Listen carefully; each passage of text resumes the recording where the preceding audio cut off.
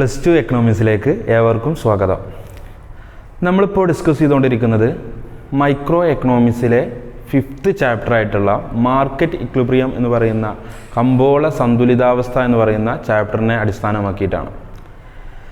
ഇന്ന് ഇവിടെ ഡിസ്കസ് ചെയ്യാൻ ഉദ്ദേശിക്കുന്നത് എക്സാമിനൊക്കെ വളരെ പ്രധാനപ്പെട്ട ഒരു ഭാഗം ചോദിക്കാറുണ്ട്. Applications, price ceiling and floor price ചോദിക്കാറുണ്ട്. അതെങ്ങനെയാണ്, ഏതെന്തൊക്കെയാണ്, അത് ഗ്രാഫിലൂടെ എങ്ങനെയാണ് ഡിസ്കസ് ചെയ്യുക എന്നുള്ളതാണ് ഇന്നത്തെ ക്ലാസ്സിൽ നമ്മൾ ലക്ഷ്യം വെക്കുന്നത്. എല്ലാവർക്കും വീഡിയോയിലേക്ക് സ്വാഗതം. അപ്ലിക്കേഷൻസ് എന്താണ്? അപ്ലിക്കേഷൻസ് നമുക്കറിയാം, ഒരു വസ്തുവിൻ്റെ വില നിർണ്ണയിക്കുന്നത് ആ വസ്തുവിൻ്റെ ഡിമാൻഡിനെയും ആ വസ്തുവിൻ്റെ സപ്ലൈയെയും ആശ്രയിച്ചിട്ടാണ് എന്നുള്ളത് നമ്മൾ കഴിഞ്ഞ ക്ലാസ് വരെ ഡിസ്കസ് ചെയ്തു. അപ്പോൾ ഈ ഒരു വില നിർണ്ണയത്തിൽ ഗവൺമെൻറ് ഇടപെടുമ്പോൾ മാർക്കറ്റ് എക്കണോമിയിലെ ഡിമാൻഡ് ആൻഡ് സപ്ലൈയിൽ ഉണ്ടാകുന്ന കർവിൽ എന്തെല്ലാം പ്രത്യാഘാതങ്ങളാണ് സംഭവിക്കുക എന്നതിനെക്കുറിച്ച് വിശകലനം ചെയ്യുന്നതിനെയാണ് എന്ത് പറയുക? അപ്ലിക്കേഷൻസ് എന്ന് പറയാം. ഒന്നുകൂടി പറയാം, നമ്മൾ പറഞ്ഞു ഡിമാൻഡും സപ്ലൈയും നോക്കിയിട്ടാണ് ഒരു വസ്തുവിൻ്റെ വില നിർണ്ണയിക്കുന്നത് എന്ന് നമ്മൾ പറഞ്ഞിരുന്നു. ആ വില നിർണ്ണയിക്കുന്ന സമയത്ത് ഗവൺമെൻറ് ഇടപെടുകയും ഗവൺമെൻറ് ഇടപെടുമ്പോൾ ഉണ്ടാകുന്ന ഡിമാൻഡിലും സപ്ലൈയിലും വരുന്ന മാറ്റത്തെ വിശകലനം ചെയ്യുന്നതിനെയാണ് എന്ത് പറയുക? അപ്ലിക്കേഷൻസ് എന്ന് പറയുന്നത്. ഈ ഗവൺമെൻറ് ഇടപെടുമ്പോൾ 2 ഉദാഹരണങ്ങളായിട്ടാണ് വരുന്നത്. ഒന്ന് പ്രൈസ് സീലിംഗ്, വില പരിധി. 2 floor price, price ceiling, floor price അഥവാ തറവില. അപ്പോൾ എന്താണ് അവകൾ എന്താണെന്നുള്ളതാണ് പറയാൻ പോകുന്നത്. ഒന്ന് പ്രൈസ് സീലിംഗ്. പ്രൈസ് സീലിംഗ് എന്ന് പറഞ്ഞു കഴിഞ്ഞാൽ ഉപഭോക്താക്കളെ സംരക്ഷിക്കുന്നതിന് വേണ്ടിയിട്ട് ഗവൺമെൻറ് ചുമത്തുന്ന, ആ വസ്തുവിന് ചുമത്തുന്ന പരമാവധി വിലയാണ് എന്ത്? പ്രൈസ് സീലിംഗ് എന്ന് പറയുന്നത്. എന്നാൽ ഫ്ലോർ പ്രൈസ് എന്ന് പറഞ്ഞു കഴിഞ്ഞാൽ അതിനു മുമ്പ് എന്ത് ചെയ്യുക? പ്രൈസ് സീലിംഗ് കംപ്ലീറ്റ്ലി പറയാം. അഥവാ ഉപഭോക്താക്കളെ അഥവാ കൺസ്യൂമേഴ്സിനെ സംരക്ഷിക്കുന്നതിന് വേണ്ടി ഗവൺമെൻറ് ചുമത്തുന്ന പരമാവധി വിലയാണ് എന്ത്? പ്രൈസ് സീലിംഗ് എന്ന് പറയുന്നത്. ഉദാഹരണത്തിന് ഒരു വസ്തു, നമ്മളിപ്പോൾ ഡെയിലി ഉപയോഗിച്ചുകൊണ്ടിരിക്കുന്ന ഒരു വസ്തുവാണ് അരി. അരിയുടെ വില എന്ത് ചെയ്തു? നല്ല രീതിയിൽ ഗവൺമെൻറ് മാർക്കറ്റിൽ പ്രൊഡ്യൂസേഴ്സ് എന്ത് ചെയ്തു? പരമാവധി കൂട്ടി. 40 രൂപ ഉണ്ടായിരുന്ന അരി എന്തായി? 70 രൂപയായിട്ട് പരമാവധി വില കൂട്ടി ആര്? പ്രൊഡ്യൂസർ. അപ്പോൾ അത് ആർക്ക് ബുദ്ധിമുട്ടാണ്? കൺസ്യൂമേഴ്സിന് ബുദ്ധിമുട്ടാണ്. ആ ബുദ്ധിമുട്ട് പരിഹരിക്കാൻ വേണ്ടി ഗവൺമെൻറ് അവരെ സംരക്ഷിച്ചുകൊണ്ട് ആ ഒരു വസ്തുവിന് പരമാവധി വില നിശ്ചയിക്കും. എന്ത് ചെയ്യും? അപ്പോൾ 60 രൂപ എന്നുള്ളത് എന്താക്കി മാറ്റും? ഗവൺമെൻറ് അവർക്ക് താങ്ങാൻ പറ്റുന്ന, കൺസ്യൂമേഴ്സിന് താങ്ങാൻ പറ്റുന്ന രീതിയിൽ വില കുറക്കും. കുറച്ച് കഴിഞ്ഞാൽ എന്ത് ചെയ്യും? സ്വാഭാവികമായിട്ടും അതെന്ത് ചെയ്യും? ഡിമാൻഡ് കൂടും. ആളുകളൊക്കെ എന്ത് ചെയ്യും? പരമാവധി വാങ്ങും. അതിനൊരു ഉദാഹരണം പറയുകയാണെങ്കിൽ റേഷൻ കട. റേഷൻ കടയിൽ കിട്ടുന്ന പഞ്ചസാര ആയാലും ഗോതമ്പായാലും അരി, മറ്റു മണ്ണെണ്ണ ഐറ്റം സാധനങ്ങളായാലും അതിൽ മാർക്കറ്റ് വിലയേക്കാളും പരമാവധി കുറഞ്ഞ രീതിയിലാണ് റേഷൻ കടയിൽ നിന്ന് നമുക്ക് സാധനങ്ങൾ വാങ്ങുന്നത്. അത് പ്രൈസ് സീലിങ്ങിന് ഒരു ഉദാഹരണമാണ്. അത് ഗവൺമെൻറ് ആരെ സംരക്ഷിക്കാൻ വേണ്ടിയിട്ടാണ്? കൺസ്യൂമേഴ്സിനെ സംരക്ഷിക്കാൻ വേണ്ടിയിട്ട് തയ്യാറാക്കിയിട്ടുള്ളതാണ്.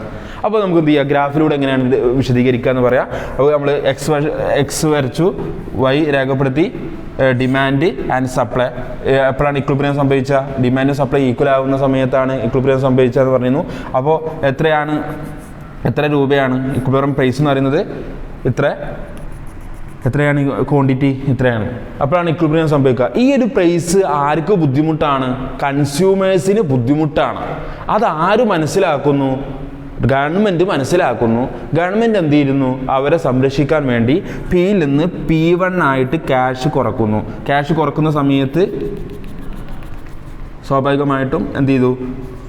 Q1 ആയിട്ട് ഡിമാൻഡ് കൂടുന്നു.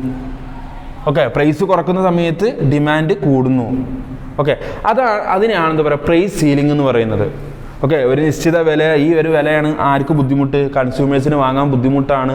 പല ആളുകളും വില കൂടി എന്ന് പറഞ്ഞുകൊണ്ട് വാങ്ങാതെ ഇരുന്ന് കഴിഞ്ഞാൽ, പൊതുവെ അരി പോലുള്ള സാധനങ്ങളൊന്നും ആളുകൾ വാങ്ങാതെ ഇരുന്ന് കഴിഞ്ഞാൽ ഒരു പട്ടിണി കിടന്ന് മരിക്കുന്ന ഒരവസ്ഥ മുന്നിൽ കണ്ടായിരിക്കണം ഗവൺമെൻറ് എന്ത് ചെയ്യുന്നത്?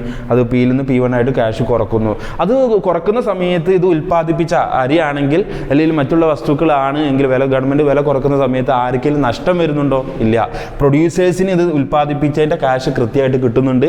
ആർക്കാണ് ഇവിടെ നഷ്ടം വരിക?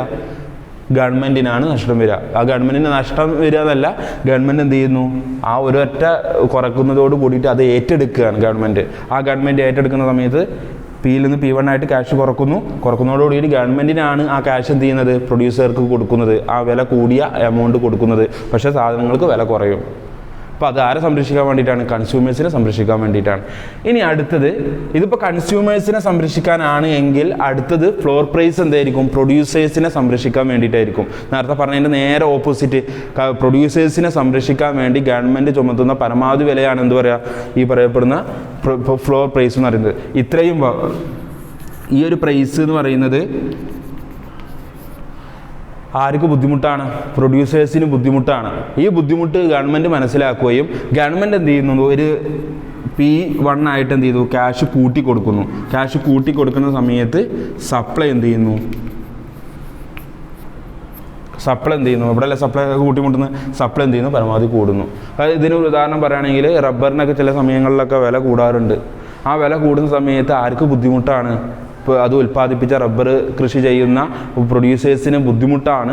ആ ബുദ്ധിമുട്ട് മനസ്സിലാക്കി വില കുറച്ചതിൻ്റെ കാശ് എന്ത് ചെയ്യുന്നു, ഗവൺമെൻറ് എടുത്ത് അവരെ സംരക്ഷിച്ചുകൊണ്ട് എന്ത് ചെയ്യുന്നു, വില കൂട്ടി കൊടുക്കുന്നു. അപ്പോൾ ഇത്രയും കാര്യങ്ങളാണ് ഫ്ലോർ പ്രൈസിൽ പറയാനുള്ളത്. ഇത് പല രീതിയിൽ നമുക്ക് എന്ത് ചെയ്യാം, ഇപ്പോൾ ഗോൾഡിന് വില കൂടിക്കൊണ്ടിരിക്കുകയാണ്. വില കൂടിക്കൊണ്ടിരിക്കുന്ന സമയത്ത് അത് ഗവൺമെൻറ് മനസ്സിലാക്കുകയാണ്. എന്ത് മനസ്സിലാക്കുന്നത്? അത് കൺസ്യൂമേഴ്സിന് അഥവാ സ്വർണം വാങ്ങുന്ന ആളുകൾക്ക് ബുദ്ധിമുട്ടാണെന്ന് ഗവൺമെൻറ് മനസ്സിലാക്കി അത് ഗവൺമെൻറ് എങ്ങനെ കുറക്കുക? അതിൻ്റെ ടാക്സ് കുറക്കും. ഓക്കെ, അപ്പോൾ ടാക്സ് സാധനത്തിന് വില കുറഞ്ഞു കഴിഞ്ഞാൽ അതെന്ത് ചെയ്യും, ആളുകൾ വാങ്ങും. അതിനാണ് പ്രൈസ് സീലിംഗ് എന്ന് പറയുന്നത്. നേരെ തിരിച്ച് ഫ്ലോർ പ്രൈസ് എന്ന് പറയുന്നത് ഗോൾഡിന് വില ഇപ്പോൾ 64,000 സംതിങ്ങിൻ്റെ അടുത്തെത്തി. ആ 64,000 രൂപയിൽ നിന്ന് ഒരു മാക്സിമം ഒരു 50,000 രൂപയായിട്ട് ഗവൺമെൻറ് എന്ത് ചെയ്ത് കുറക്കൊന്നുമില്ല. അത്ര തോന്നെ പൈസ ക്യാഷ് എന്ത് ചെയ്യില്ല, ഗവൺമെൻറ് കുറച്ചു. അത് ആർക്ക് ബുദ്ധിമുട്ടാണ്? പ്രൊഡ്യൂസേഴ്സർക്ക് ബുദ്ധിമുട്ടാണ്. അത് സംരക്ഷിക്കാൻ വേണ്ടിയിട്ട് എന്ത് ചെയ്യും, ഗവൺമെൻറ് അതിന് വില കൂട്ടും. അതാണ് ഫ്ലോർ പ്രൈസ് എന്ന് പറയുന്നത്. അത് പ്രൈസ് സീലിങ്ങും ഫ്ലോർ പ്രൈസും നിങ്ങൾക്ക് മനസ്സിലായെന്ന് വിശ്വസിക്കുന്നു. എല്ലാവർക്കും നല്ലത് മാത്രം വരട്ടെ. നന്ദി, നമസ്കാരം.